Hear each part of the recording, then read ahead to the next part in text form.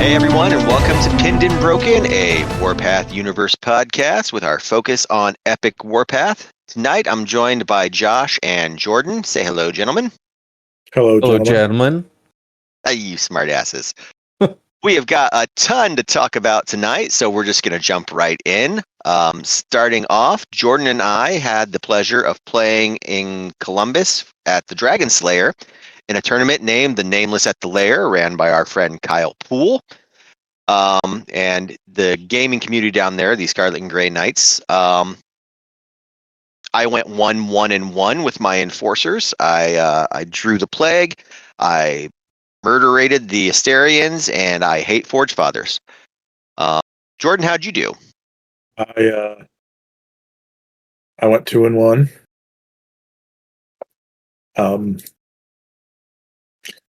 I smashed Asterians, but not so bad. And then I got pummeled by dwarves, and then I did evil things to my orc brethren. I forgot about that. You played Sam. I had the worst possible table when I played the dwarves. He had a magma destroyer, and it was the corner deploy, and the entire middle of the table was cut off to me. It was a miserable slog. But I did unkind things to the Asterians in round 3. He did not get a kill against me in round 3. Now, conversely, I did not get a kill against the Forge Fathers in round 2. I took some models off the table, but I didn't eliminate any units. So mind you, I was playing a list with 2 heavies in it. No, 2 super heavies. 2 super heavies in it. So it was at 1,500 points. At 1,500 points. So it was a goofy list. It was fun to play. But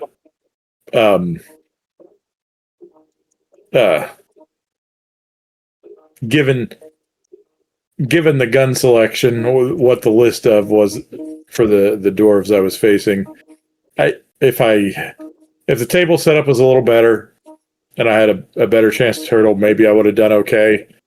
But he had long enough range, heavy AP. So I hear what you're saying, and I'm offended because those tables were amazing. I brought all the terrain, so. Sounds like it could have been deployed better. Maybe it could have been painted better. It was corner deploy, and we randomly rolled which corners it was, and if it went the other corners, maybe it would have been better. I don't know. But no. I had a nice long chat with Sam and Kyle after the tournament, along with a couple of the other guys who'd played, and I actually updated the tournament pack today for moving forward, and I removed corner deploy from that second mission. I also evened out all the objectives, so there's an even number of objectives per side. Woo! And in a couple of the missions, like I placed static objectives where it's like, no, these 2 go right here, and then you guys place the rest. And then the third mission, where objectives don't start scoring until turn 3, I changed it to they only don't score turn 1. They start scoring turn 2, plus you still get kill scores. So I have to play some games with that. It's Who was the ultimate winner? What faction? Veerman. Okay. Veerman. It was funny. I wish I could remember the guy's name. I want to say it was Ryan, but I don't think I was right. But he won a Forge Father faction box, and gave it to one of the other Forge Father players. And they're like, "Don't you want to play Forge Fathers?" He's like, "Fuck no, I don't want to play Forge Fathers." He's like, I had to kill 3 Forge Fathers to get here. Columbus needs more Forge Fathers. Yeah, that's the last thing that Columbus group needs is more Forge Fathers. On the back of that, though, Sam, who played in that event, is running a event at Origins Game Fair in June. The tournament is on Sunday. It's going to be 1,750 points on 4x4s, but you are required to bring a super heavy.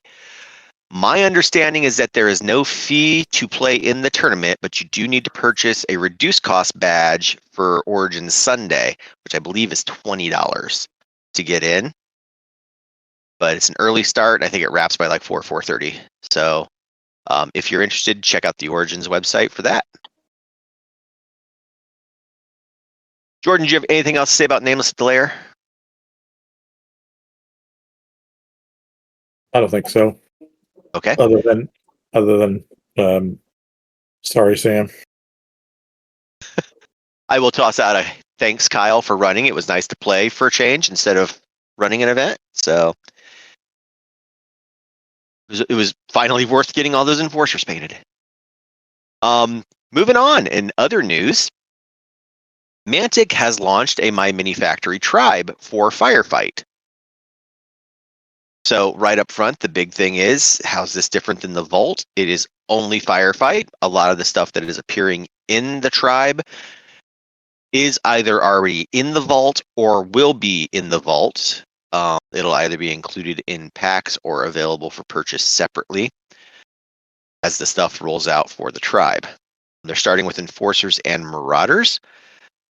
There's 2 tiers. I don't know the details of it because once I realized I didn't really have to sign up for it, I didn't pay much more attention to it. But there's a slightly higher tier that gets you like vehicles or larger units every month. They have said that Plague and Forged Fathers will also be covered, and it was hinted that and beyond. So it looks like they're taking the entire Dead Zone Firefight library digital moving forward, which is really cool if you have a 3D printer like all of us. And if you don't, there's also comments of working on print on demand options. So if you don't have a 3D printer, you can either buy the files and get somebody you know who does, or they may have a list soon of places that will print them for you. I know Dragon's Lair, aforementioned, is one of the few places in the US that does actually officially print Mantic models, so you can get them done there. Along with that, they've released a roadmap for the remainder of the year. So we've got the tribes going right now, and then in Q3, we're going to get a full sci-fi update book and the Wave 2 and 3 STL launch for Epic Warpath.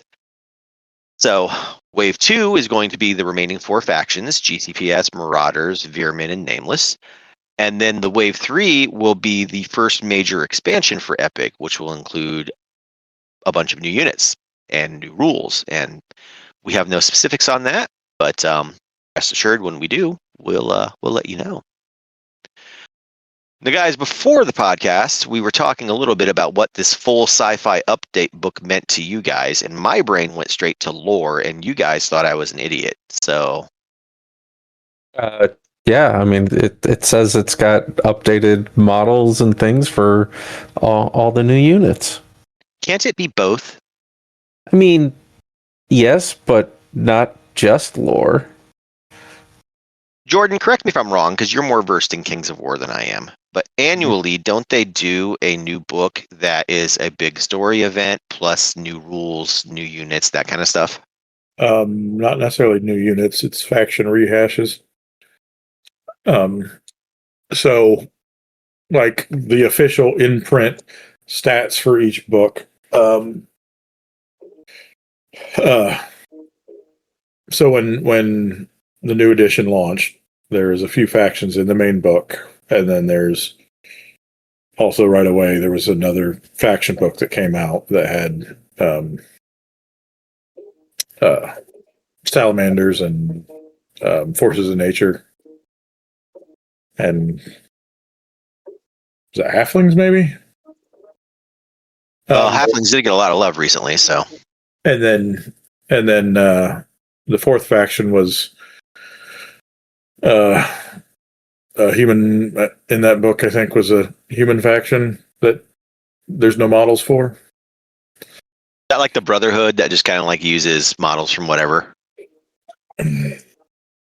Oh, I don't know. I don't remember. I could, if we carried enough in the moment, I could find my book and crack it open.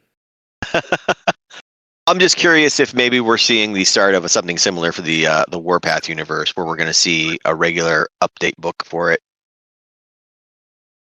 Maybe, but I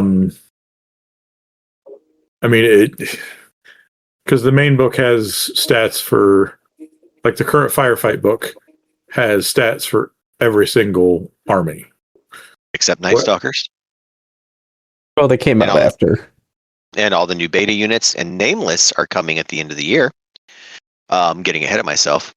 Q3 also is going to launch the global campaign in conjunction with all of that sci-fi goodness, which means we'll be able to play games and enter the statistics of those games into a website that will alter the course of the very galactic co-prosperity sphere, which is very cool, considering it should include Epic, Dead Zone, and Firefight, which means anything you're playing in the Warpath universe can have an impact on the overall story of the universe. They did this last year, if I'm not mistaken. Maison Labs, if I recall, won the campaign, and then Unleashed Night Stalkers. So did they really win? Going into Q4, we're getting super heavies in Firefight. No, that doesn't mean you're going to be able to 3D print your Draken-like cruiser. Jordan, what are those? It's a Thumper, and what's the other Marauder tank that they're showing pictures of here? That's the Hammer Assault. Ah, yes, the hammer is my penis. Dr. Horrible sing-along blog. That's how old we are. Mm-hmm. Really good show. Neil Patrick Harris at his best. And then, of course, Q4 is also going to include the all-plastic release of the Nameless for Dead Zone and Firefight, so Josh will have an excuse to get a new Firefight army. Yeah, once the rules are fixed. But that wraps up the roadmap for 2026, which is pretty cool. It's a lot of exciting info coming out in a big dump there. But the real reason we are here today is to talk about Josh's favorite faction, Space Elves, the Asterians. You know, I love them. I just love those little pointy-eared freaks so much. Actually, they don't really have pointy ears though. They do have pointy ears. I mean, most of them are like puppets. So they are what? The marionettes. Oh. Sorry, I got you. Yes, but the elves or the Asterians of the Warpath universe, tall, slender, pointed ears, three internal heart-lung organs that are very different from humans, and a big old concern about keeping the entire universe in balance. Oh, and they might have been responsible for unleashing the plague on the galaxy in the first place, with the help of another alien species, maybe Prax, if you read your lore, which neither of you two do you? No, you're dropping all sorts of stuff that I was just unprepared to comment on. I had the absolute pleasure of hanging out with the guys on the Mantic Lore podcast a while back, and Zakama told me that my lore knowledge was wasted on you guys. That you were Philistines and monsters, for not caring more about the lore. I'll get into it. I'll get into it. Sure. That's what you keep saying. But let's get into this. What's up? I was gonna say I started getting into Kings of War, so baby steps. You know what? I'm reading Rise of the Celestians right now for Kings of War, so I'm learning about the Celestials the Celestians coming to Panathor. I'm learning about the Primarchs coming to the Panathor. Yeah, I mixed that. That was rude. Let's jump into these Asterians, shall we? So that we're not just a blatant carbon copy of the Controlled Fire podcast. We're not going to read stat by stat, but we are going to go through each section of the Asterian list and kind of give our thoughts and opinions on what each section has. So starting off with the Asterians, we'll jump into the HQ options. You have the Cypher Prime, the Narsa, the Overseer, and then their very first super heavy / command option, the Karen Command Center. So, guys, what jumps out about the HQ choices for you with the Asterians? As a Marauder player, I'm jealous that their super heavy command has 3 dice and mine doesn't. Well, as an Enforcer player, I'm jealous that they have anything that has AP above 2. They got a lot of things that are way above 2. Well, one thing that's above like 3. They've got a couple of 3s and a 4 as we go through the list here. So, yeah, I mean, going specifically to the Karen Command Center first, like, it does suffer a little on range, but does it? No, it doesn't.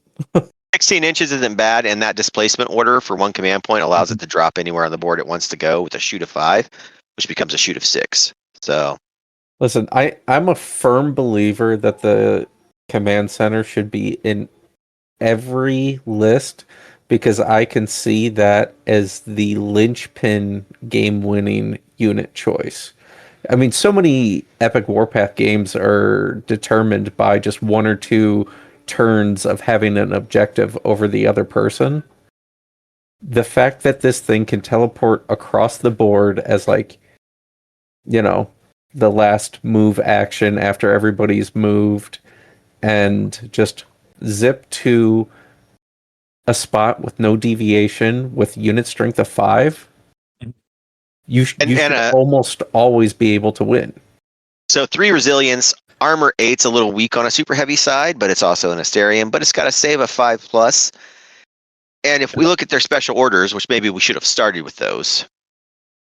It also has 3 resilience, which is higher than most other armies too. 3 resilience, but lower armor, so that resilience is going to come off faster. But energize normally costs 2 points, costs 3 for the super heavy, allows them to reduce that save 5 to a save 4 on an incoming attack. So it can be pretty hardy, and with a black, orange, and green command die, you should have a decent chunk of command dice, and with cheap and easy access to more green dice. Their second command order, No Charger, allows them to gain AP1 on anything with the no description in the weapons. No energy, you guys, is a specific type of radiation that the Asterians use. It's really effective at disintegrating organic matter like the plague. And it's their primary weapon that they go to use to go disintegrate plague zombies and anything else that gets in their way. And then their final order, got all sorts of knowledge for you, Josh. Their final order is a Vibro Shield, which allows them to spend a command point, and they can pick up a status marker as a reminder. And if you go into a melee with them when they have the Vibro Shield on, you have the attack dice. So which is throwing huge. 12 dice to attack them, you're only throwing 6. So some solid orders there.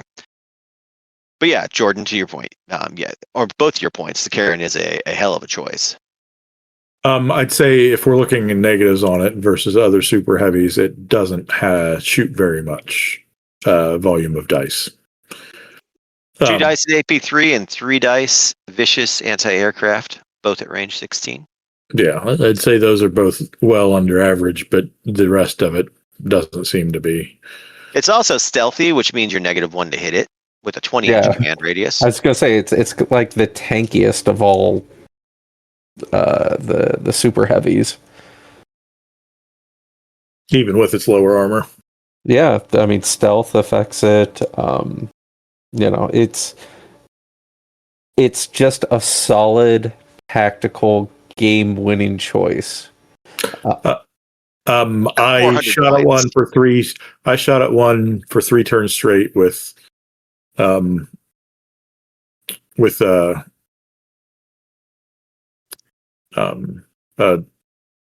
full group of Marauder heavies and my giant super heavy walker for the Marauders. Wolfcrawler? Wolfcrawler, yep. And it lived, and that was 8 AP2 dice for 3 turns straight. This is where I mock Jordan and say I fired at it with operatives and heavy weapon teams. I mean, heavy weapon teams are no joke. No, I mean I was throwing around high velocity ammo like it was going out of style. So it was AP1, AP2, but it was a lot of shots too. I mean, I was tossing 12 dice for a squad of operatives. So Right. So you actually had more dice. I had weight of fire. Yeah. Well, and with the high velocity ammo, you had equal AP. At AP1 or AP1 on the operatives. Yeah. But you said you AP1 and AP2, depending on AP2 on the heavy weapons teams. So 6 dice at AP2 with HV ammo. But yeah, we want to kind of jump past. Do we want to compare the other super heavy to? Do we want to stay command here, right? Yeah, we'll save the ATIS for the end there. I do think the Overseer is a hell of a choice at 45 points just to get yourself a green dice and a 60-inch command radius. I mean, he's not bad. He's a troop, so you're not shooting at him if you keep him back, and green dice never fail you. I mean, the Cipher Prime, unfortunately, is what comes on the sprue, right? So he's the command choice that no one takes after they get past their starter set. Yeah. I mean, there's no redeeming qualities to that guy. Sure, Well, he slightly punches hard in combat, but why would you be putting a commander in combat like that? Right. So that leaves the last thing to talk about with them is the Narsa, which is an interesting choice. It has the aura that grants anything within the 6 inches of it a 7+ save, which is pretty cool. If you keep it backing like marionettes, that makes them a little more survivable. In conjunction with Energize, they can drop that 7 to a 6. So that can keep them on the board to hold on to objectives or to harass. And it offers cunning and an orange dice, so it's not a bad choice. And at 75 points, it's not going to break the bank. Yeah, it's still a command unit, so you get to sprint and Overwatch with it at all times. Like it's a perfectly valid choice. Gives you just a little bit more durability on infantry. I mean, I would definitely find room for them if I was spamming a lot of infantry that don't have saves. But if you aren't, then just take a couple of Overseers. Well, let's talk about our infantry options to see what we would want to spam. So there are 4 troop options. We've got the good old Marionette, the Marionette Phlogister, the Cipher Wardens, and the Kalishi. So, I see no good reason to ever take the Kalishi. Are you serious? Yeah, because they're one-shot wonders. Yes, they do amazing in an assault, but they will assault once and die. Beat 610. I'm gonna go with Jordan on this, only in that I think they're overcosted for what they actually do, and having Scout in the army here isn't that big of a deal when every command choice lets you scout a unit. Well, they have Scout and Stealthy, and they're also vicious on both their range and melee attacks. So they toss 2 dice, AP1, sustained and vicious in melee. You're hoping for 8s. You're hoping for 8s. It doesn't justify. I'm gonna print 4 squads of Kalichi and charge them at your Thorgrim. Okay. I do agree they're pointy at 215 points to the most expensive troop choice in the army, especially when you can get a squad of marionettes. I mean, you can literally get 2 squads of marionettes for the price of 1 squad of Kalishi. I don't see a point other than marionettes are very cheap. Marionettes, point efficiency wise, versus the Philogisters would be hard to ever take. What about that 3 inches of range? Yeah, 3 inches of range is pretty irrelevant. especially when you get one more dice to your shots, and So your you're doubling shots your have dice AP1 and they have and ignores ignore cover, cover. which means they also have sustained attack. I They are always forget that. every. I hate that. I'd say point cost versus other units for what they do.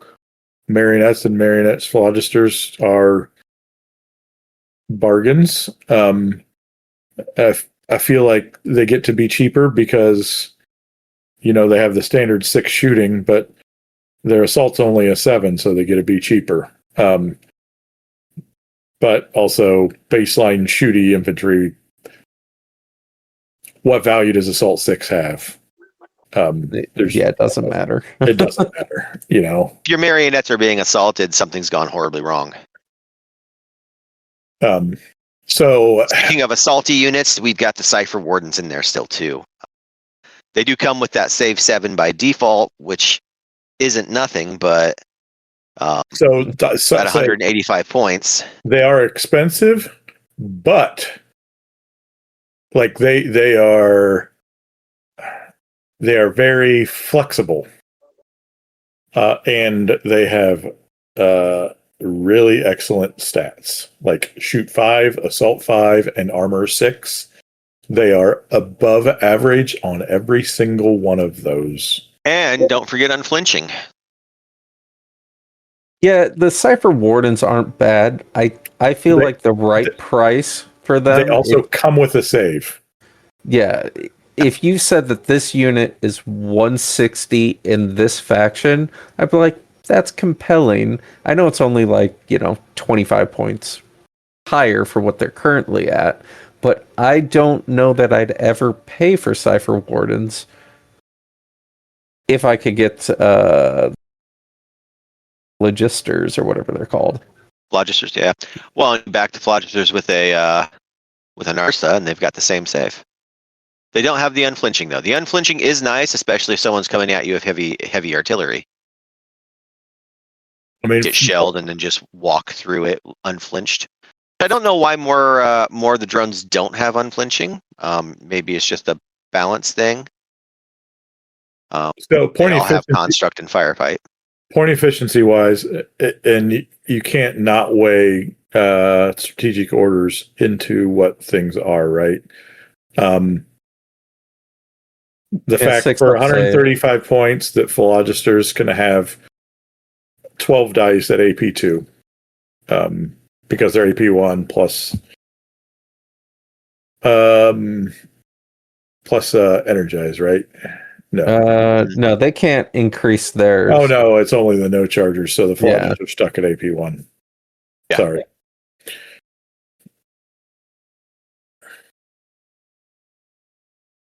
Yeah. No, I mean, the troops are pretty standard. Everybody's going to get the Phlogisters. I mean, 135 is very, very cheap compared to other armies of the 3 inches. I don't know why you ever take regular marionettes. Because they look cool. No, moving on. Well, we have 5 options under the specialist table. These are the Spectre Blade Master, the Ciphers, the Sky Razors, the Matsudan team, and the Black Talons. So Spectres are your Striders, your Walkers, your Iron Ancestors, your equivalent thereof. Couple of dice ranged AP, decent melee, 3 dice, AP2 Vicious. Heavy armor, save 6. They're a great unit choice. Yeah. And 150 points. No notes. And unflinching. Yeah, I mean they're just solid. 150 points for these guys. Throw them in a building. They're armor 7. They're a problem. Yeah. Armor 7 and save 6. Or save 5 if they want to spend the points. Right. Armor 6 outside of a building, but still. He specifies throw them in a building. I mean, they're not winning a lot on unit strength. Only unit strength 2. But No, but I don't think you're taking the Spectra to go sit on objectives. no, they're just point efficiency for decent easy access to a good point value for your amount of points versus shots versus AP. Ciphers get a weird role in Epic compared to what they do in Firefight. In Firefight, they are one of the best shooting units you can bring in your Asterian army. They shoot on a 3-up, if I remember correctly. And they have a myriad of weapons that they can choose from. Here, they're just strapped with missile launchers, 18 range, 1 dice, AP1, anti-aircraft. They're just a heavy weapons team. The Ciphers, I like the models that they have for these guys. I just don't see that you'd ever choose them. Right. I mean, the shot 4 is enticing. That's above average, but yeah, it's six shots, range 18 for 200 points. Unflinching, again, nice, but 200 points. Yeah, and anti-aircraft is a thing, but I don't know how much of a thing it is. I've not in all of the games of Epic I've currently played, I have not faced a flyer yet. Nor have I ran one. So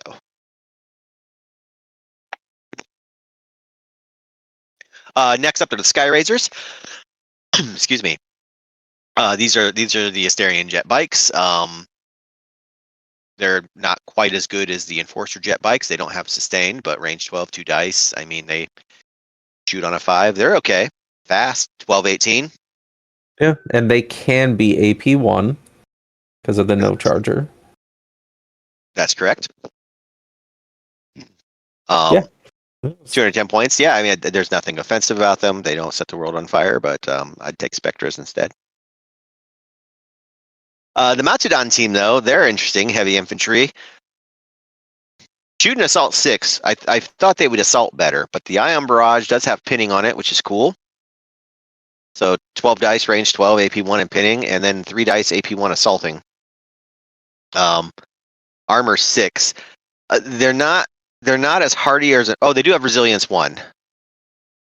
They're not as hardy as I thought they were. But isn't that great on an infantry unit? Like not an armor 6. Yeah, like it's okay, you know. Thanks for having it, but another case of great models, not great stats. Yeah, you can't really back them with a Narsa because if they're moving into assault something, then they've moved out of range. So, yeah, Matsudan team, crazy about. But I do like Black Talons. I do as well. 255 points, so they're an investment. But you get the orbital deployment, you've got stealthy, you've got anti-grav, twin no rifles, which means you're getting no charger. They come with a 6+ save, which means you can buff their save to a 5. Armor 6, 2 dice, AP1 ranged, 2 dice in assault. Good model. I don't know that I have any other notes on Black Talons other than, you pay for them, but in this case, you kind of get what you pay for. So they have orbital deployment, so could be great for capturing a backfield objective. Their unit strength is a 3, which is good, because you could take over some of those unit strength 2 units in backfields claiming objectives.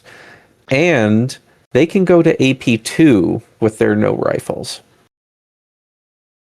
Also, yeah, it feels like they're not point efficiency shots versus points, but yeah, okay, there's only 2 dice per, so 6. It's 12, which is a lot. Dice hitting on force, but it's hitting on 4, so you hit twice as much as the standard, right? Mm-hmm.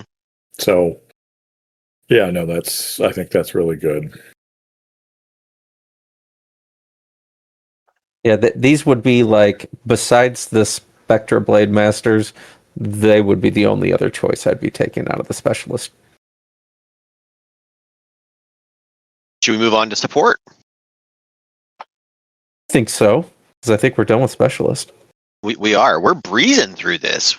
Man, we should have done 2 armies tonight. So, first option in support is the assassin, which I like to refer to as just a giant middle finger. Why do you take the assassin? Because it has a 36-inch range, AP4 demolisher, sustained railgun. And it's cheap. It hits on a 4.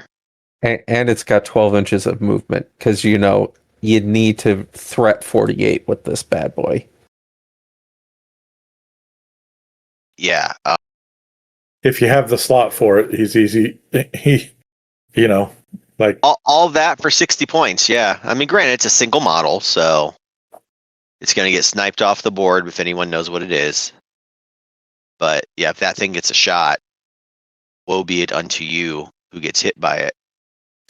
And it's demolisher, right? So it's knocking over buildings. Yeah, people's infantry and buildings. Like, this is just a denial piece. Even if it never fires anything, I can almost guarantee you'll keep somebody from putting their infantry in a building.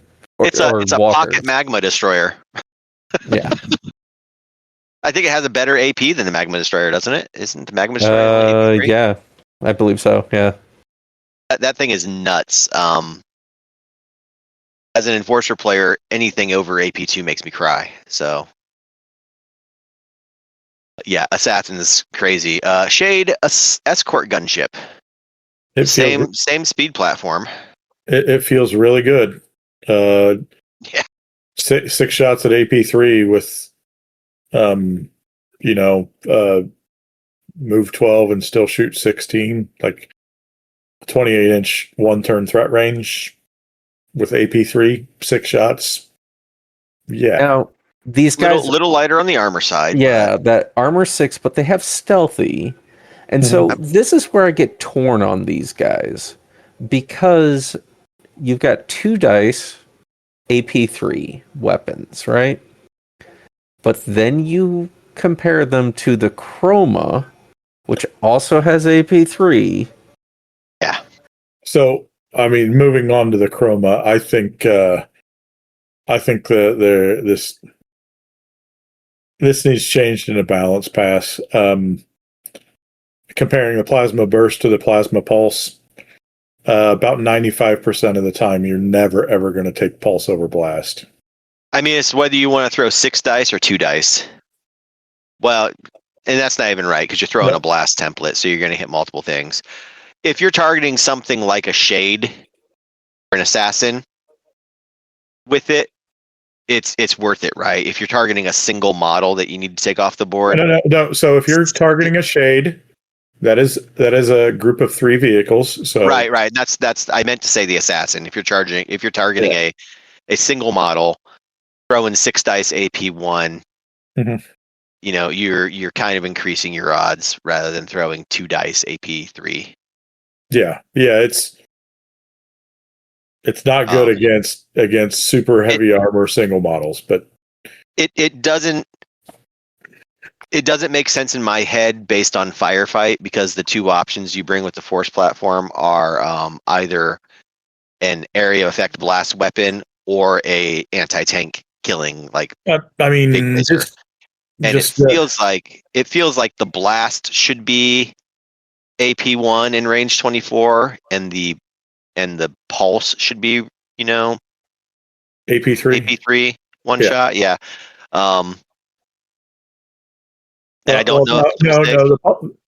The pulse is okay with 3 shots. That makes sense. It's just the pulse, the concentrated blast or the concentrated firing on one thing versus spreading it out. Like, why? The fact of the matter, though, too, is that you're getting all of that on 2 platforms at 105 points. Yeah, that shoots on a 4. And blast. Once again, always referencing my favorite thing in this game: buildings. Yep. Everything in the building. Everything in that building, and you've got sustained attack because it's blast. And at AP3, you're going to kill whatever you hit. If you're firing at troops, especially. And it's sitting on a save 6 with armor 7 and heavy armor and anti-grav, which is anti-grav's always nice. Yeah. Hopping over buildings. So would I take Shade escort gunships? Yes. But first I would take Chroma Force platforms, and I guess once I run out of the models for those, then I'd take the Shade. Don't you have the STLs? Yeah. They're both good at different things, right? Yes.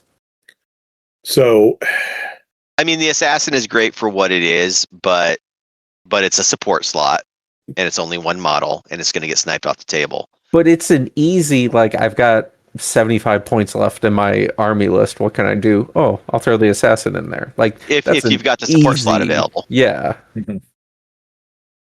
Well, yeah, being support, that's the how does unit tax weigh against all that, right? I mean, if you're trying to factor in limited support options, and you can get AP3 in range 20 to 24, 10-15 move, the Chroma's kind of the no-brainer of the support options, in my opinion. Yes. Well, because at 1,500 points, depending on the army, like you're going to have 1 or 2 supports for the entire faction. Oh, this is some bullshit. I just noticed this, and it annoys me so much right now. The assassin has a unit strength of 1/0. But you can't tell me that, like, the Jotun weapon platform can't have a 1. So, once again... You're still salty about that, aren't you? I am so salty about these things. A long-range, cheap, backfield scoring unit. Oh! Well, do we have any more to say regarding the support options for the Asterians? I agree with Josh that the first take, I think, is typically Chroma here. Yeah, I don't disagree. That blast is just the plasma blast is just too efficient. And beyond that, as a blast with the shots, right? Like it's shooting 4. Yeah, you're direct placing those templates, so you're gonna hit what you're shooting at. And it's got a higher save, so like it's just the best. You pick that. And it's a cool model. Yeah. Yeah. Well, right. Guys, this takes us to the section of the army that I know everyone's been waiting to discuss, and we're on to transports. Woo.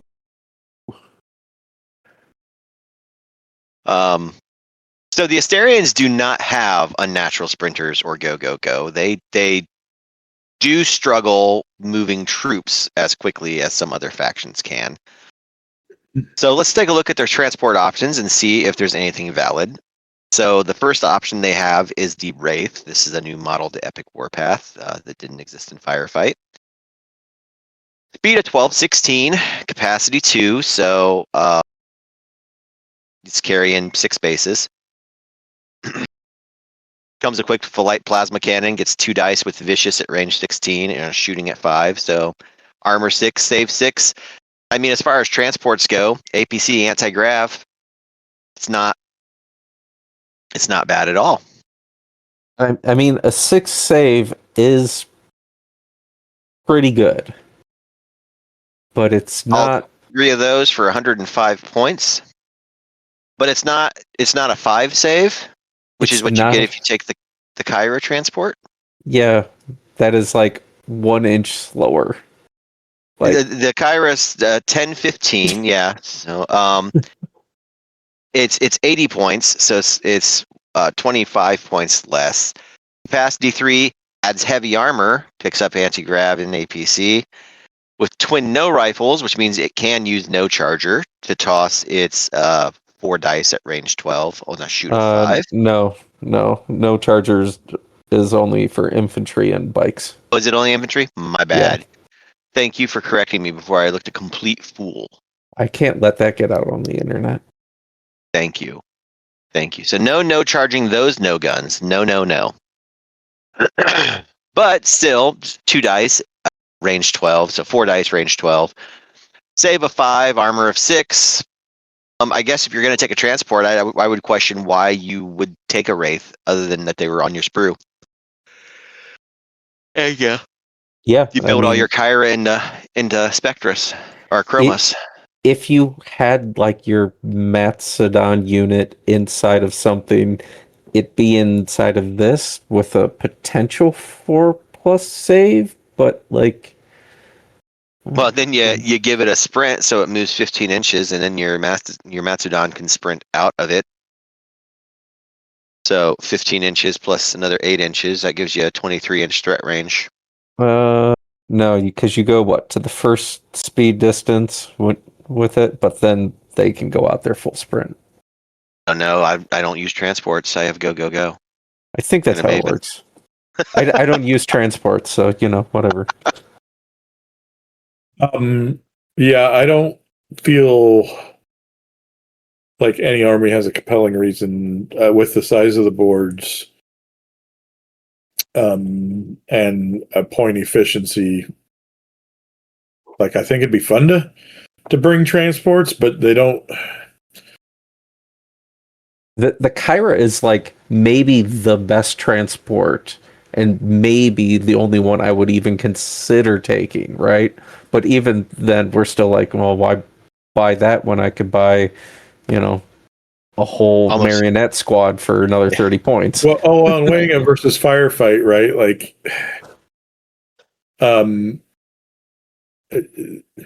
they're flimsy. Like, you have stuff. Are they?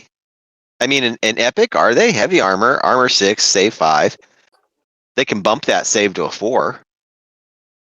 Okay, so a group of infantry with AP1 with 6 shots on average, it's just as good a chance of one of those 6 shots going through than not. And there's no hardiness. It's one, there's no hit points. It's you take damage, you die. Yes. But of all the transports, so now we're talking, okay, you want to transport with armor 8, which, yes, is a thing, and lots of them have that. But like, I'm just saying generally transports overall, because transports overall are flimsy for what they are. It's essentially like if you aren't in range, you get a move up. You get basically a double move turn 1 for the cost of a transport, and that's pretty much it. Like, past that, transports aren't going to last long enough. They don't add enough dice. Transports should only be max 40 points.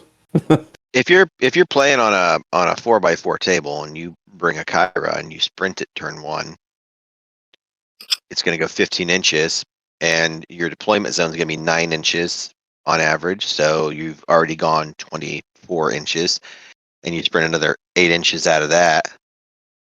You've gone 32 inches. Well, don't forget that you could also scout that unit in the transport. The transport doesn't have scout. Oh, but you brought a commander to this battle. You get scout because of the site, and we didn't even talk about what the rest of that word does. We are horrible at this. After both sides have deployed and have made any normal scout moves, the Asterian player may make 1 additional scout move for each friendly command unit in your army. Units do not have to have the scout keyword to be moved this way. No unit can make 2 scout moves, however. If both sides are playing Asterians, the winner of the recon roll goes first, and players alternate moving units. Just as with normal scout moves, the Asterian player also adds 1 to their result when rolling for initiative in the first round of the game. We should also mention that their army has a nerve of 5. I mean, their army special rule is probably the best. That's pretty good. Think of all the factions. Yeah, so if you give your Kyra a scout move, means you can sprint with scout, right? Yeah. So you're gonna move 15, and then you're gonna take a sprint, and you're gonna move 15. So at that point, you're at 39 inches up the board, and then whatever comes out is going to be up to, if they're taking their sprint, it's going to be up to 47 inches, literally going to be on the backboard. First activation. I think you got short 5 inches off of that, but yes.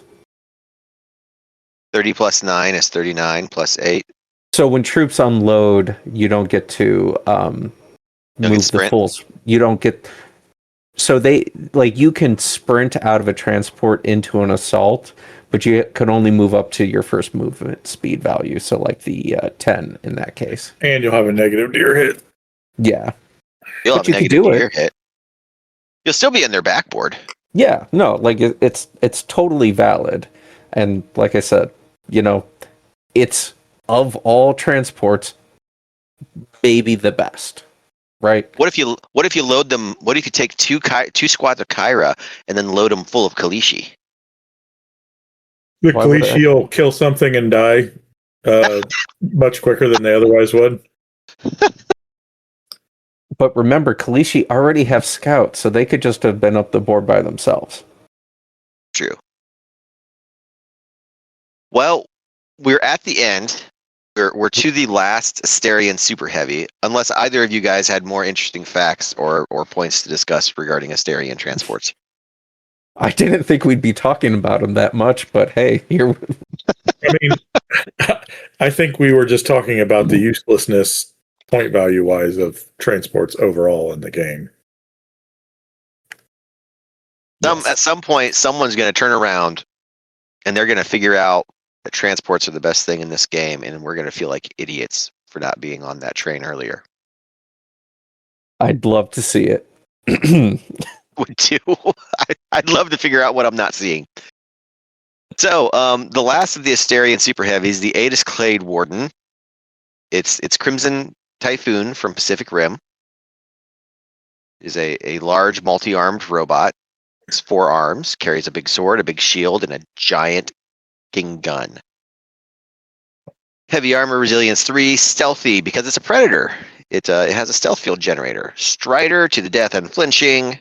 Shoots on a 4, shoots on a 5, punches on a 4. Armor 8, a 5+ save. The Maelstrom cannon has a range of 30 inches. It's only 1 die, but it's blast 2, AP 2, and pinning. Or it can stab you with 8 dice in an assault at AP2 and vicious. All for the cheap sum of 370 points. Gentlemen, what do we think of the Aegis? Well, so it doesn't have the option of so you don't have to choose between assaulting or shooting, because you get to still shoot at the end phase with that Weapon Master. Yeah. So after an assault, really good.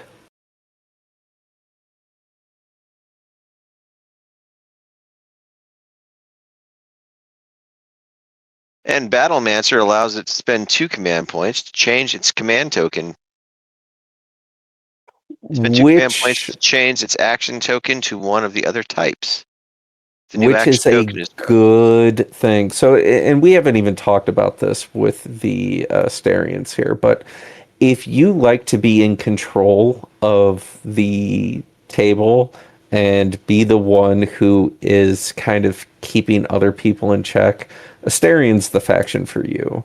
Between the scout moves, getting the +1 on the initiative roll, this guy. So And you know, all their commanders have cunning, right? Like, I don't think not one of them doesn't. Yeah, every single one of them has cunning. So being able to change like an Overwatch token on this guy to an assault because you didn't know what your opponent was doing, so you just throw yourself on Overwatch, that way you could just blast things, and then you realize, oh no, I don't have to be on Overwatch, I could take a sprint now and get into combat. Like, Well, I think you'd want to take the sprint and then find out that you didn't want to sprint in Overwatch. well, I mean, whichever way it goes, but like, you have the option to dictate the battlefield. Same thing going back like to the assassin, right? Like, you're gonna have these key pieces that are gonna make your opponent react to what you are capable of doing. And that's a big thing. I know if you watch the video against Patrick and myself playing, I believe he used the Battlemancer ability to screw me over the one turn. So yeah, it's incredibly powerful. Asterians are the faction for Patrick. Come on now. They don't look anything like space hedgehogs. Well, they don't, but you know, they fit his play style. I love the model once it's assembled and painted, but it is my least favorite Epic Warpath model to assemble. I get that. Thing was an absolute nightmare to build. Looking back on the stats too, Assault 4 with 8 dice with AP2 is really, really, really, really good. AP2 and vicious. Mm-hmm. Yeah, the thing's no joke. I don't know if it's a GCPS battle mech, but it ain't bad. Ooh. So this thing, I think, would slaughter a battle mech, like in a, you know, like just the two of them squaring off against each other. I think this will take it down, but I think in overall field dominance, I think the battle mech hedges it. Yeah, I mean, the battle mech has just a bevy of range options that this can't match. Yeah, the trouble is can the Clade Warden cross the field to get to the battle mech? Battle mech is really good. Battle mech is really good because it's just an instant delete button once a turn. Against anything anywhere on the table. I don't want to be that guy, but I suspect we'll see a nerf on that in the first balance pass. It'll either get a point increase or tone down a bit. We'll see. I'd rather them fix transports before they nerf that, but you know, I'll take that. So Aegis Clade Warden, we're all giving it a solid thumbs up, eh? Oh yeah, definitely good thumbs up. Although I would take the command center before I would take that guy.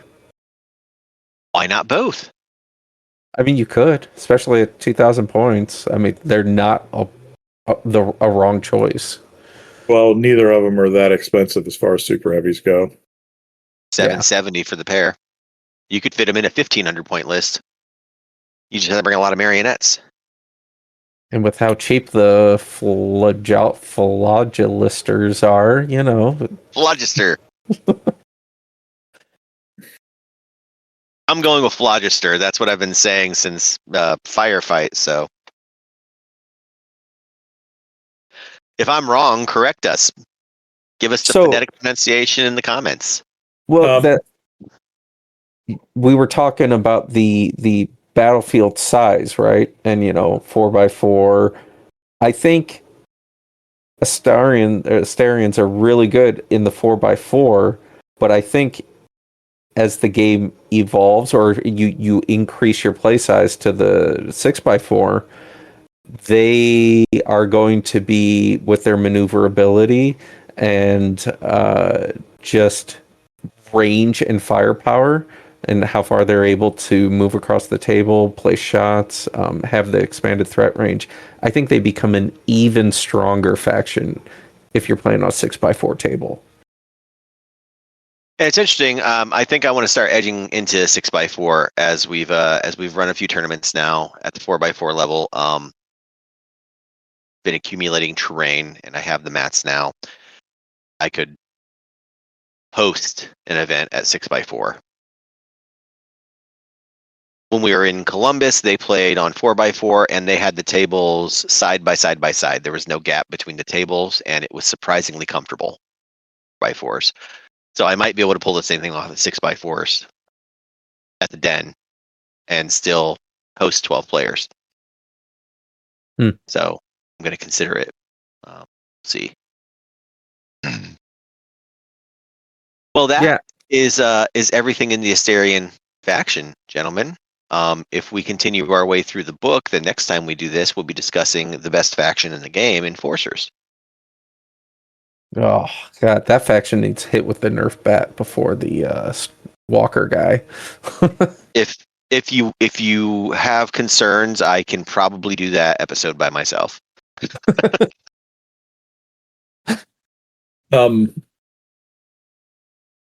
Looking across the board at the entire army list,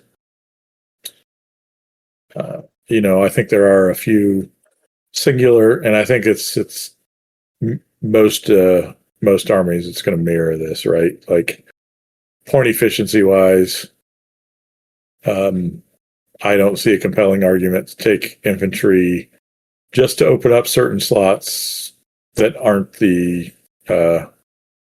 Phlogistos. Because they are worth their extra 25 points over the marionettes, and at 135 still relatively cheap versus any other army. Like as a jealous orc player, my cheapest is the same cost as the Phlogisters. So as an enforcer player, my cheapest is 25 points more. So, I mean, if you're talking points and efficiency and stuff, then if you drop down to the specialist route, like say you're actually building the Asterian list. Yeah, so specialists, I think there's a lot, point value wise, I think they suffer a little there. I almost go, well, you're just buying some Blade Masters and calling it a day. Like, the Black Talons we all discussed are good. They're good point sink, but 2 units of Blade Masters is essentially the cost of 1 unit of Black Talons. Well, and it's very point efficient at 150 points for a specialist, right? Versus the stuff that's getting, like, just the amount of shots, like, take away the points. If they were the same cost points, I don't see a compelling reason to take Ciphers over Blade Masters. Right. If they were both 150 points, I don't see a compelling reason to take the Ciphers. Yeah. Anti-air. Your Cairn Command Center has that, and we've already discussed you have that in your list, so you're good. Yes, every list begins with a Cairn. And I think as we go through all the other armies, it's nice to have a lot of different things here. It's just, I think there's a lot of overlap, and there's things that do things better than other things, and there's a lot of cool models that don't have compelling reasons to be on the table. I think as our personal meta grows beyond 1,500 and we get into like the 2,000 point range, dropping 255 points on a squad of Black Talon won't feel as bad. No, and I'm not saying the Black Talons are the wrong choice, because Epic Warpath is more of a game of capturing objectives than necessarily blowing things up. Well, that's why I keep losing. So that like they're not a wrong choice. But are you trying to spend less points so you can fit more chromas or shades in, right? Right. Yeah. That be the conundrum. Never enough chroma. Well, And I because don't think because there's there's only 3 support choices here. And there's only 5 specialist choices here. I don't feel like the Asterians are suffering as much from this, as opposed to, well, yeah, I only have 4 specialists in the Marauders, but I have 7 support choices. 8. You really? 8 counting the Chimera Super Heavy. wow. And point efficiency wise, like unit tax is a burden with the Marauders. Weapons teams are really good, but their support. So Same with the tanks and the thumpers. Like, I would like to have. Surprises me that weapon teams aren't specialists. They are for everyone else. Well, they're a troop choice for enforcers. And are they troop choice for GCPS? GCPS too? They might be. Might be. I don't know. We're not talking about those factions tonight. so No, but for the Asterians, do you feel there's anything that they're lacking? Because like their marionettes and stuff, their assault is kind of piddly, but as a whole, I don't think the faction is missing out on being able to assault or marionettes. Assault is not piddly. It's just assault infantry aren't worth their points because they're kamikaze units, and it's not the marionettes. I mean, that's kind of what they are, but because it's you can't ever fight first, right? Like you can in firefight, right? You're going to fight once with them. Well, they've got an assault of 7 is what I was getting at, but like I mean, from the firefight perspective, there's only a couple of good assault units in the Asterians anyways, right? I mean, you've got your Kalishi, Matsudan if you tricked them out right, and Spectra. I mean, so they are much more of a line up and shoot army, kind of more akin to like GCPS. And they've got some really fantastic shooting in firefight. Ciphers shoot on a 3+, and are just a fantastic unit, period. So, I mean, when I see marionettes at 110 and they're meh, that makes sense to me because marionettes are meh. They're if you could field 24 dudes at the cost of putting one dude in a chair on a spaceship, you'd do it too, even if they were meh. Well, the marionette's only as a baseline weight out versus other factions baseline infantry. Like it's nice that they have a 110 point option. Yeah. I mean, Josh, how much was the Jotun that you brought to Adepticon to try to hold a backboard objective? Oh gosh, 75 or 100? Hold on. Okay, so for 110 points, you can have a unit strength, 4 or 5? 105 points. Yeah, so for 110, you can get a unit strength 4 infantry unit to do the same job, and it's an unlock. Mm-hmm. Or I could pay 60 points and have a demolisher weapon. Well, no, that's a support. You need. Well, so's the Jotun. Well, that's what I'm saying though. Is that a marionette for 110 points is going to do what you're going to have that Jotun try to do. Yeah, it's gonna unlock slots for you up the list to do more important stuff with. I mean, I think the marionettes have a place. It's just not. It's not a glamorous place. They're really good at just sitting on objectives. But the question is, do you think Asterians are lacking anything? I really don't. I think If anything, I think what they're lacking is compelling reasons to not take a chroma. Fair. I mean, I think the chroma's great. I don't love any of their troop options. I like the Kalishi, but I think they're a little overpointed. But like that would be the hard part for me. Like I would probably just take a bunch of marionettes if I were building the list because I like the model, and at 110 points, I can bring 4 of them and not really care what happens to them. You know, if I throw dice, cool. If I sit on an objective, cool. If they get shot off the board, it's not like it was a big deal, because if they were shooting that, they weren't shooting something else that is useful to the army. They're a solid chaff unit. The only thing that would make them better is if they were 9 bases instead of 6 bases. Well, I mean, I don't have any problems with the marionettes. I think they're just fine. You know, they are what they are. Yeah, they're meh, but that's exactly what they're supposed to be. So I think across the board, their entire army is point efficient because the units that don't, the shooty units have utterly horrible assaults. So, okay, they're not going to do as well in assaults versus other things, but you're not paying cost tax for that. So, yeah, you have better shooting value. And I'd say overall, like defense on average is not horrible.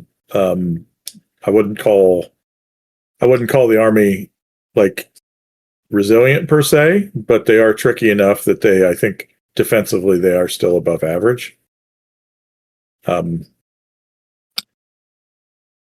Because of the resilience or the saves or the access to saves on stuff that doesn't have saves.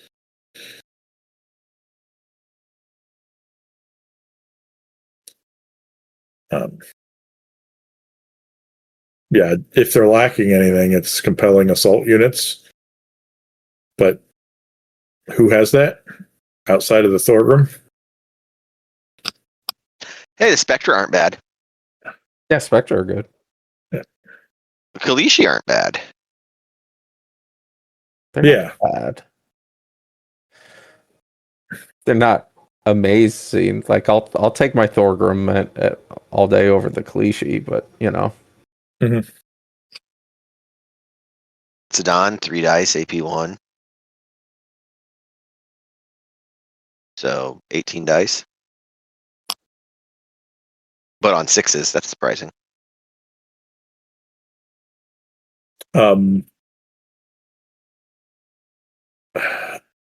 Maybe on average their range is a little shorter, but their mobility is high enough. Like on the right map, are they going to suffer against the GCPS firing line? But who isn't? Yeah. Well, yeah, and I mean, if you're bringing, on average, you're bringing at least 2 commanders. So, you know, the army units that don't have scout, as Josh pointed out, you're still going to pick up a couple units with scout. Mm-hmm. So you're starting mid-board, so the range isn't that big a deal. And you can always just go pop your Karen in their backboard wherever you want to. Hmm. You can pop the Karen in the backboard to get their attention while you charge the Clade Warden forward. Yeah, I'll be real interested to see people doing well with the Asterians at tournaments. What's his name? Won at your tournament, Denver. Denver. Yep. And I liked his list. You know, it did really well. So we're excited to see Asterians at the top tables in all the tournaments, because I don't think you can lose with them. He did not bring the Karen in Columbus. I'd say on average, I think they have better than average orders. They're very flexible to use, right? Like,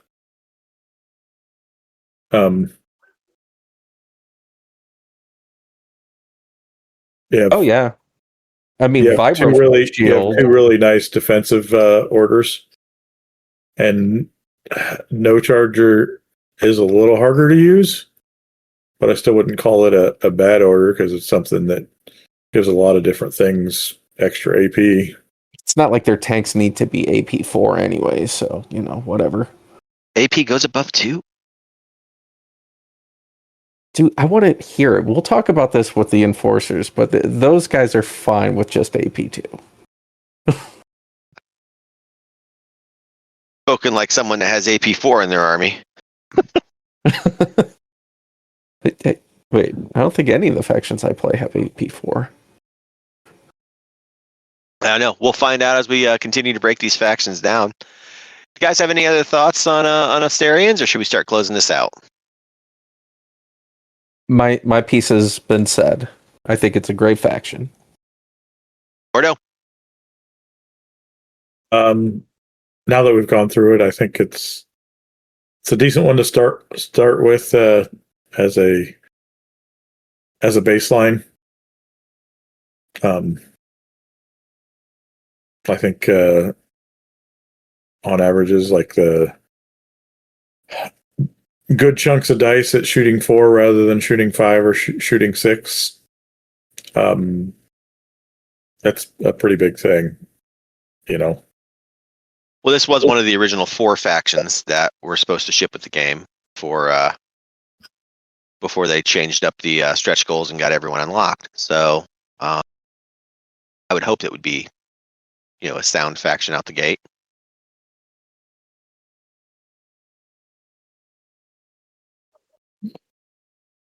So typically, we do a hobby desk at the end here, running a smidge longer than typical, but you guys got anything going on the hobby desk?